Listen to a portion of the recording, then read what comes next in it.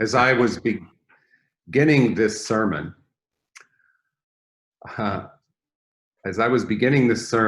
Irene came upstairs with a large gallon jug of hand sanitizer.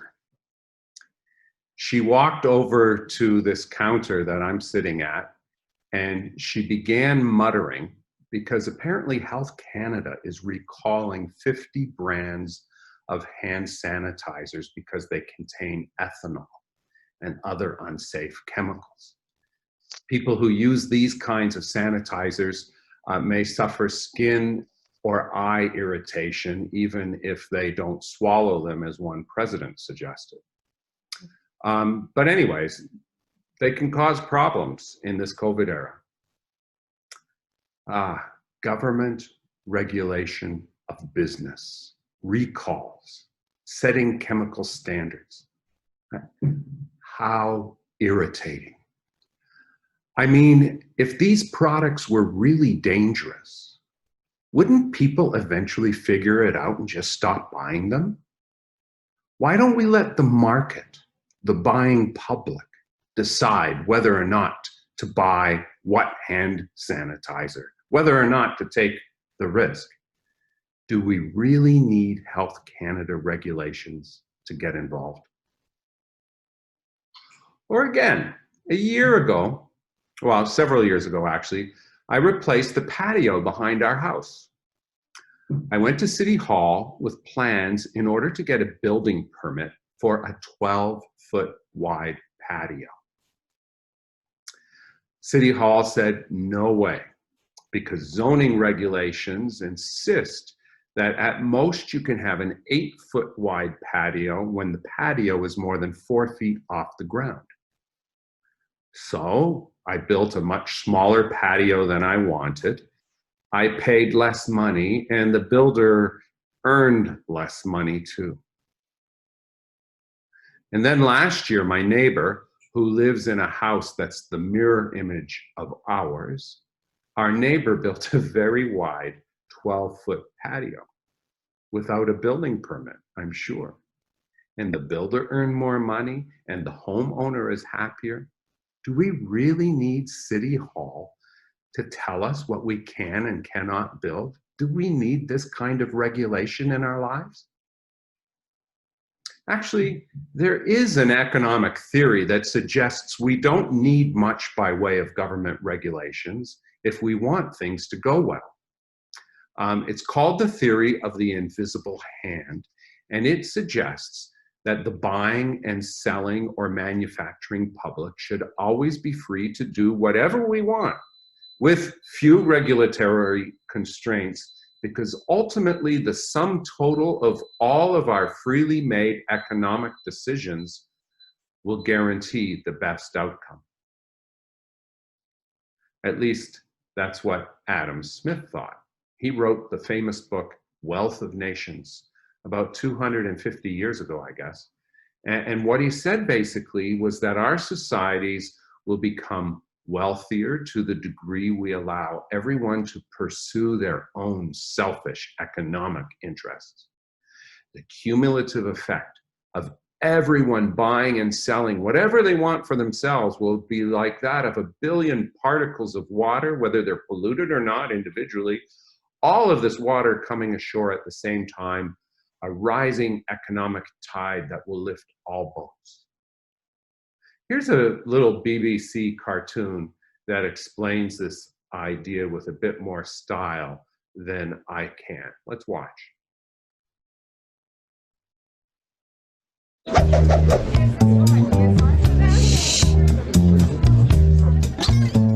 In the 18th century, Adam Smith used the metaphor of an invisible hand to describe how individuals making self-interested decisions can collectively and unwittingly engineer an effective economic system that is in the public interest.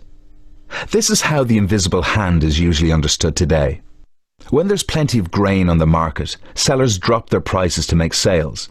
When it gets scarcer, the price rises and the financial incentive for growing it or importing it gets stronger. The individual buyers, sellers, growers and importers don't set out to act for the public good. They just go about their business thinking about their own gains and losses, buying wherever they can to get the best deal. But out of their self-interested choices in a free market, an efficient economy emerges. And this, allegedly, is superior to any system the state could produce. More recent enthusiasts of free markets, such as Friedrich Hayek and Milton Friedman, have invoked the idea of an invisible hand as an argument against restrictions on trade. Not everyone sees the invisible hand as benevolent, though. Those who are poorly paid or out of work as a result of its operations may feel that it is better described as an invisible boot.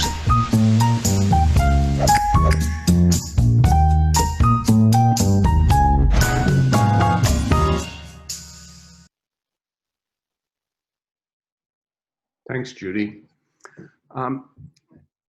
The idea here is basically this: self-interest makes us all worker bees who, while each of us pursues our own golden pollen, are actually and unwittingly building a better hive for everyone together. Now, Adam Smith is not the first philosopher or economist to suggest that our selfishness can be the basis of a healthy society. The important Italian philosopher Giambattista Vico, who lived 300 years ago, put it this way: out of ferocity, avarice, and ambition, the three vices which lead all mankind astray, society makes national defense, commerce, and politics, and thereby causes the strength and the wealth and the wisdom of the republics. Out of these three vices, which would certainly destroy a man on earth, society thus causes civil happiness to emerge. It seems to me as strange as black magic, as impossible as alchemy. Just mix together a few poisons like lead and arsenic and cyanide, and behold, endless gold. The invisible hand is almost godlike in its giving of blessings, in its infallibility. Of course, nothing is ever so simple, especially not economics, which, as I mentioned earlier, is often described as the dismal science, in large part because of the way in which it can connect human selfishness with societal good. So what do we make of this theory that drives politics even today, perhaps more south of the border than north of the border, but all around the world, really? Well, it stands to reason that there is great insight here. At least in the short term, fewer regulations may well mean more profits for more people. For example, if you don't need to spend as much money on the concrete you use to build huge buildings, because there are no regulations about what strength concrete must have when it finally cures, well, you'll have greater profits. But we also know that poor building codes with respect to concrete standards have also led to countless deaths in places like Haiti and Indonesia and Iran when earthquakes struck. And regulations covering toys and cribs and strollers and sidewalks and speed limits and seat belts and helmets have also saved the lives of countless people. Regulations are an irritation, but they are also necessary for complex societies like ours to build the safe infrastructure and trustworthy paths that we need to get along with each other. And yet it is an article of faith. Remember, the invisible hand is godlike and omnipotent at turning every evil individual inclination to good. It is an article of faith among many that the invisible hand should never be handcuffed by regulations. The argument is that our environmental safety, financial transparency of banks, our rental commercial regulations, all of these kinds of regulations are bad for business and bad for the economy. It should be free instead. But let's put all that and many other arguments and discussional points about the economy aside for a minute. This is a very complicated and contentious area for public discourse, and it will be very easy for all of us to get lost in all the details or arguing about them. So instead, I want to focus for a minute on something else that is presumed but rarely argued when it comes to the invisible hand of economics. It is the notion that what really matters most when it comes to human flourishing, to our happiness, what matters most is our buying and selling, our regulating and deregulating. In short, how much we should have, our consumption. And I disagree. I think that what really matters most to human flourishing in business and politics and in nations is not the invisible hand, but it is holding hands. Too great a dependence on the theory of the invisible hand ultimately turns us all into statistics rather than people with hearts. Rabbi Sachs says, quote, "A consumer-driven, advertising-dominated culture militates daily against ongoing attachments. It is constantly inviting us to switch to a different brand, to try something new, to go for a better deal elsewhere." I'd add that in a consumer economy, we are always encouraged to vote for the economy first, for our back pocket first, and especially for less taxes, rather than for any other life-giving ideals. It should not come as a surprise that this begins to affect our human relationships as well. Sachs even wonders, quote, if a society saturated by market values would be one in which relationships tended to be temporary, loyalties provisional, and commitments easily discarded. Because face it, we're discarding everything that we don't like or that is a pain. Turning to our jobs, Sachs argues that where the invisible hand is at work, it has become, that is, work has become more demanding, in part because workers can now be discarded so easily. The old corporate ideal of committing to your employees for long or even for life is long past. Loyalty in today's economy is largely obsolescent. We live more and more in a gig economy. You've heard that phrase, where people work harder and longer because they always work under the threat of being let go, of becoming surplus, of their contract ending, and working for companies that treat workers as commodities that can be shuffled around, hired and fired. And if they don't like them here, they can ship that job overseas. But the gig economy also means that it's harder to find that first job for new university graduates. And finding that first job, and when you finally get that first job, it comes with more anxiety. The gig economy means less time for family and for fun, more time that kids spend on computers and in front of screens or with caregivers hired at extremely low wages, in spite of having this incredibly important job. Because it is a matter not of relationships or nurture, but commerce. And you've got to work to keep your job. Invisible hands may seem like magic, but real hands are for holding tight to each other. You know, evolutionary scientists have long known that one of the things that has really given humans the leg up in the evolutionary battle for society is altruism. Societies of people, or for that matter, monkeys or mice, societies where individuals work together to help each other, often at great risks to themselves individually, those societies thrive. Survival, says Sachs, turns out to depend not so much on individual strength or self-interest, but on habits of cooperation.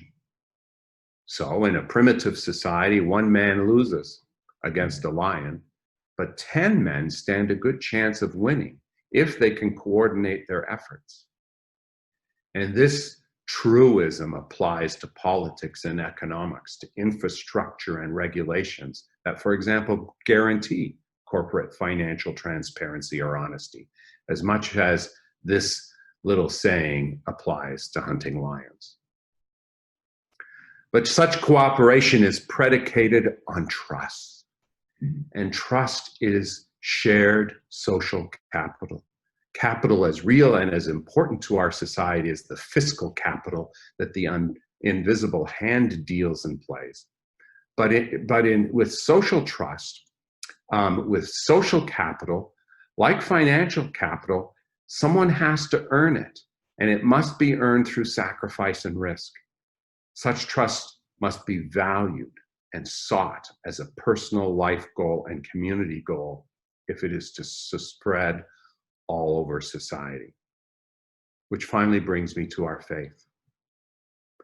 One of the classic roles of religion, says Sachs, has been to preserve a space, physical and metaphysical, immune to the pressures of the market, where trust, a space where trust and attachment can be nurtured.